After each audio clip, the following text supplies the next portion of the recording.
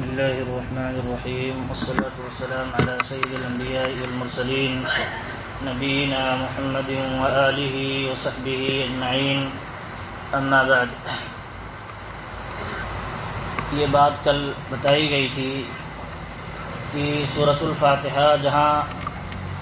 شفا ہے تمام امراض کا، وہاں یہ بھی بتایا گیا تھا کہ یہ سورۃ الفاتحہ ہمیں کب فائدہ دے گا یا ہم اس سے کب شفا حاصل کر سکتے ہیں. تو اس میں ایک بات یہ تھی کہ انسان کا جو دعا کر رہا ہے سورۃ الفاتحہ کے ذریعہ، اس کا یقین کامل ہونا چاہیے، مکمل ایمان ہونا چاہیے کہ اس صورت کے اندر واقعی اللہ رب العالمین نے، یقیناً اللہ رب العالمین نے شفا رکھی ہے، اور میں اسی شفا کو حاصل کرنے کے لیے میں یہ صورت پڑھ رہا ہوں. یہ یقین جب دل میں بیٹھا رہے گا، اور ایسے ہی جس پر پڑھ رہا ہے اپنے اوپر پڑھ رہا ہے تو اس کا دو عقیدہ ہونا چاہیے. ایک تو کہ میں پڑھ رہا ہوں یہ چیز تو اس میں شفا ہے، اور میں اپنے اوپر اس کو دم کروں گا تو یقیناً اس سے ہمیں فائدہ ملے گا، کیونکہ اللہ رب العالمین کا وعدہ ہے. اور اگر ہم دوسرے پر کرتے ہیں تو سامنے والے کا یہ یقین مضبوط ہونا چاہیے. ایسا نہیں ہونا چاہیے کہ دیکھیے یہ عام دواؤں کی طرح ہے کہ جیسے ہم کھائے یا استعمال کیے فوراً فائدہ دے دیتا ہے.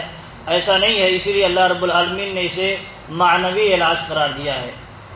اللہ رب العالمین اس کے راز کو جانتا ہے، یہ کیسے آپ کو فائدہ دیتا ہے ہمیں نہیں معلوم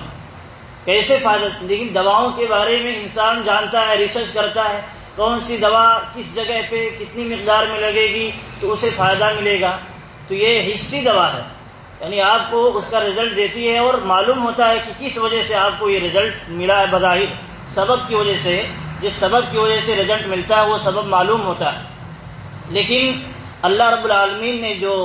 یہ دعاؤں کے اہتمام کا حکم دیا ہے، صورتوں کے پڑھنے کا حکم دیا ہے، اور اس سے شفا حاصل کرنے کی جو بات ہے وہ اس میں یہ ہے کہ یہ معنوی چیز ہے.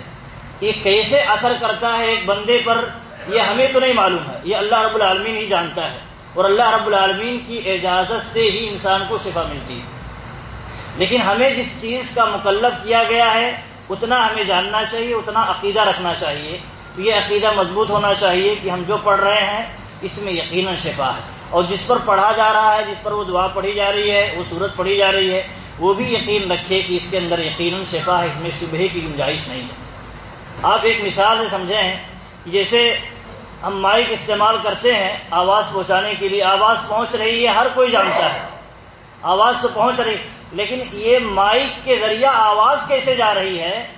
یہ ہر کوئی نہیں جانتا. ہم میں کا ہر کوئی نہیں جانتا. جو ایکسپرٹ ہے جانتا ہے یہ آواز کیسے دور تک یہ مائک پھینکتی ہے، وہ جانتا ہے. ایسے ہی سورۃ الفاتحہ کے اندر یا قرآن کے اندر جو شفا رکھی ہے یہ تو ہمیں معلوم ہے شفا. اب کیسے وہ شفا کا کام دیتا ہے یہ ہمیں علم نہیں، یہ اللہ کا علم. تو ہمیں جتنا علم ہے اتنے میں پختہ ہونا چاہیے. تو اللہ کے نبی صلی اللہ علیہ وسلم نے دیکھی اس کی طرف اشارہ فرمایا کہ ادعوا اللہ وانتم موقنون بالاستجابہ وانتم موقنون بالاجابہ واعلموا ان اللہ لا يستجیب دعاء من قلب غافل لاہٍ. اللہ کے نبی صلی اللہ علیہ وسلم نے ایک بنیادی چیز بیان فرمائی. انسان دیکھیے عام طور پر دعائیں کرتا ہے، رقیہ پڑھتا ہے، اور بہت ساری چیزیں اللہ رب العالمین سے مانگتا ہے، لیکن کہتا ہے اللہ رب العالمین میری دعا نہیں سنتا ہے. دعائیں اگر حقیقت میں انسان صحیح طور پر مانے تو اللہ رب العالمین اس کی دعا کو رد نہیں کرتا. یہ ہمارا ایمان ہونا چاہیے. اللہ رب العالمین نے فرمایا کہ میں اپنے بندے کے حسن ظن کے ساتھ ہوتا ہوں، میرے ساتھ جیسا وہ گمان رکھتا ہے میں ویسے ہی اس کے ساتھ ٹریٹ کرتا ہوں، پیش آتا ہوں. اگر بندہ میرے اوپر یقین کامل رکھتا ہے کہ اللہ رب العالمین کی مدد کے بغیر ہمیں کچھ نہیں حاصل ہو سکتا تو اللہ رب العالمین اس کی مدد ویسے ہی کرتا ہے. اور اگر اللہ رب العالمین سے متعلق یہ ہو جائے کہ اللہ رب العالمین پتہ نہیں مدد کرے گا یا نہیں کرے گا، شک ہو جائے، اسے یقین کامل نہ ہو، اللہ رب العالمین کے متعلق اچھا گمان نہ ہو جیسا گمان ہونا چاہیے، تو اللہ رب العالمین اسی اعتبار سے اس کا سپورٹ کرتا ہے. تو اللہ کے نبی صلی اللہ علیہ وسلم نے کہا کہ اللہ رب العالمین سے دعا کرو، اور دعا کی قبولیت کی امید رکھتے ہوئے، یقین رکھتے ہوئے یقیناً اللہ رب العالمین ہماری دعاؤں کو قبول کرے گا، یہ یقین ہونا چاہیے۔ اس یقین کے ساتھ اگر دعا کرتا ہے تو اللہ رب العالمین بندے کے حسن ظن کے ساتھ ہوگا، جیسا اللہ رب العالمین کے متعلق بندہ سوچتا ہے اللہ رب العالمین ویسے اس کے ساتھ پیش آئے گا۔ اور فرمایا وَاعْلَمُوا، یاد رکھو، جان لو، یہاں وارننگ ہے، کیونکہ اکثر جو دعائیں رد ہوتی ہیں اسی بنیاد پر رد ہوتی ہیں، اسی لیے اللہ کے نبی صلی اللہ علیہ وسلم نے آگے وارننگ دی، کہا کہ جان لو اللہ رب العالمین کسی بھی دعا کو، اس دعا کو یا اس شخص کی دعا کو قبول نہیں کرتا، اس شخص کی کسی بھی دعا کو قبول نہیں کرتا جو دعا کسی غافل دل سے نکلے۔ غافل دل سے نکلے، دعا تو کر رہا ہے، اس کا ذہن و دماغ کہیں اور ہے، اللہ رب العالمین سے اس کا رشتہ نہیں مضبوط ہے، دعا کر رہا ہے، صبح سے پڑھ رہا ہے، کچھ اور کام میں مصروف ہے، کچھ اور کر رہا ہے، یا کسی اور چیز میں غافل ہے،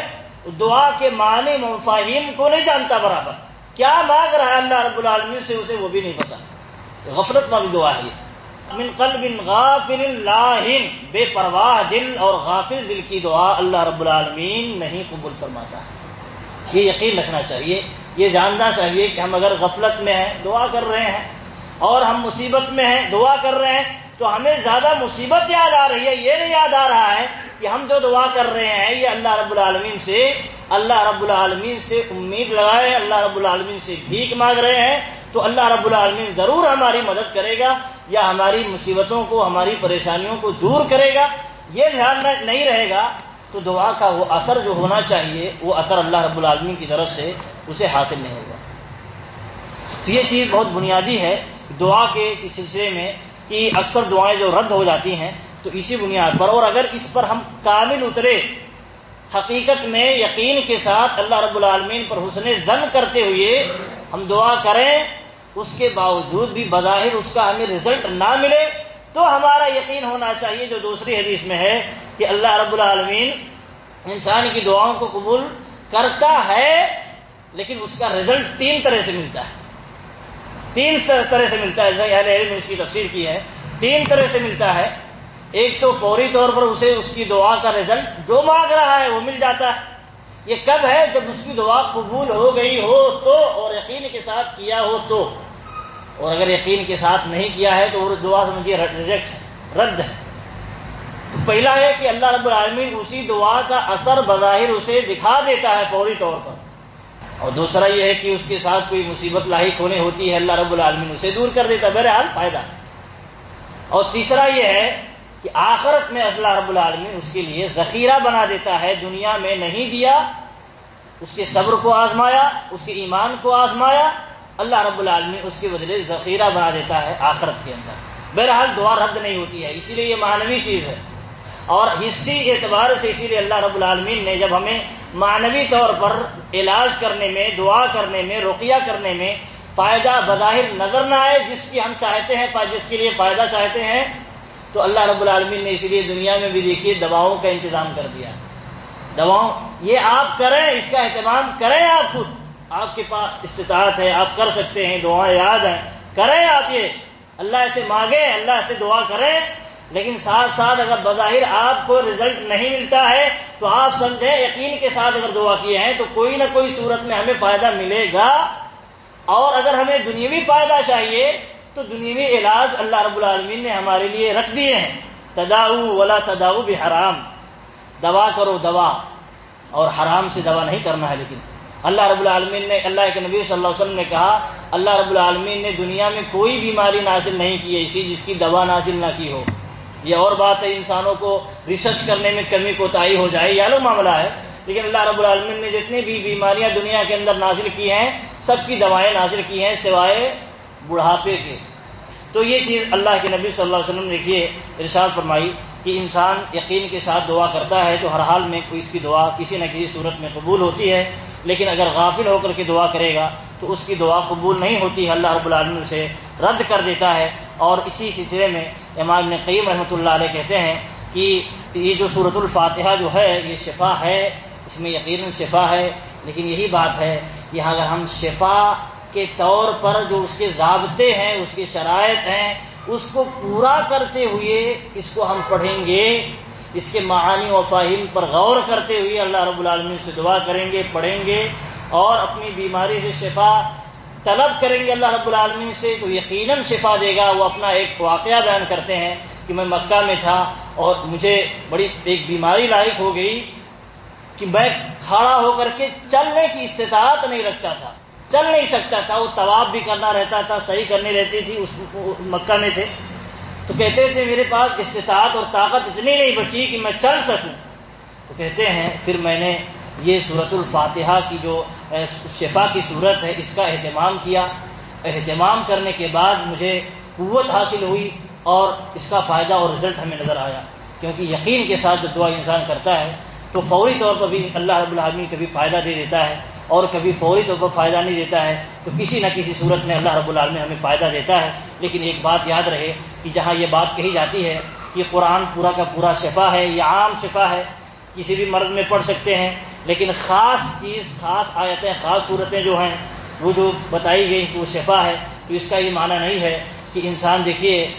جیسے آج طور پر جو راقی حضرات ہوتے ہیں یا اس طرح کی دعائیں کرنے والے اسپیشلسٹ جو ہوتے ہیں، وہ ان کے ہاں جو خرافات پائے جاتے ہیں ان میں بہت بڑی بیماری یہ پائی جاتی ہے کہ ان آیات کو، ان